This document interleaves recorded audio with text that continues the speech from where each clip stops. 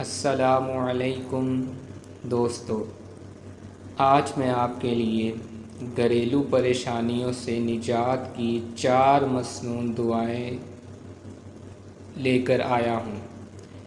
انشاءاللہ ان کو پڑھنے سے آپ کی تمام گھریلو پریشانیاں دور ہو جائیں گی۔ دوستو، یہ بات ذہن نشین کر لیجئے کہ جب بھی آپ نے کوئی وظیفہ یا دعا پڑھنی ہے تو اس سے پہلے اور آخر میں درود شریف پڑھنا لازمی ہے۔ دعا نمبر 1، گھریلو پریشانیوں پر صبر کرنا اور اللہ سے مدد مانگنا۔ اعوذ باللہ من الشیطان الرجیم، بسم اللہ الرحمن الرحیم۔ اللہ المستعان، اللہم صبرا وعلی اللہ التکلان۔ ترجمہ: اللہ ہی مددگار ہے، اے اللہ صبر عطا فرما اور اللہ پر ہی میرا توکل ہے۔ دعا نمبر 2، پریشانیوں میں پڑھنے کی دعا۔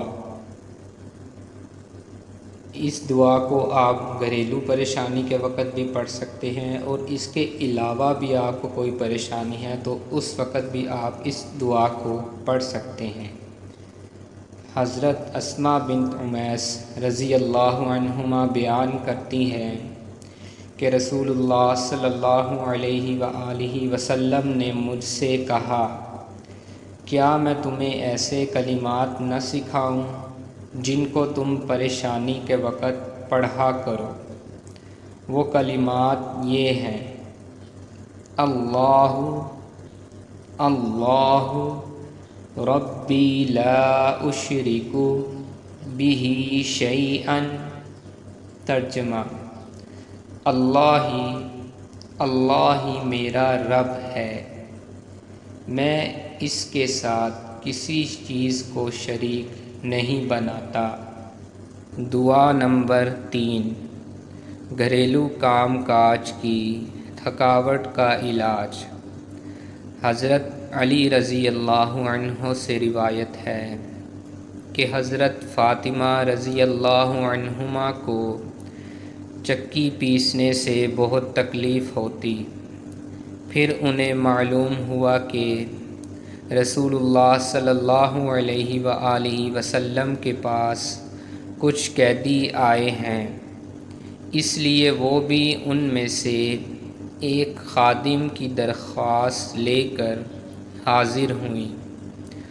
آپ صلی اللہ علیہ وسلم نے فرمایا، جو کچھ تم لوگوں نے مانگا ہے میں تمہیں اس سے بہتر بات نہ بتاؤں؟ جب تم دونوں اپنے بستر پر لیٹ جاؤ تو 34 مرتبہ اللہ اکبر کی تسبیح کرو، اور پھر 33 مرتبہ الحمدللہ کی تسبیح کرو، اور پھر آخر میں 33 مرتبہ سبحان اللہ کی تسبیح کرو۔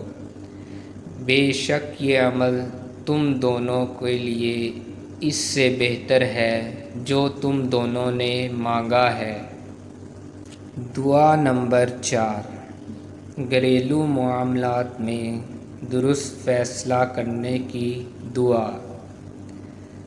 اللہم استہدیک لأرشد امری واعوذ بک من شر نفسی۔ ترجمہ: اے اللہ، میں تجھ سے اپنے معاملات میں رشد و ہدایت کا طلبگار ہوں، اور میں اپنے نفس کے شر سے تیری پناہ میں آتا ہوں۔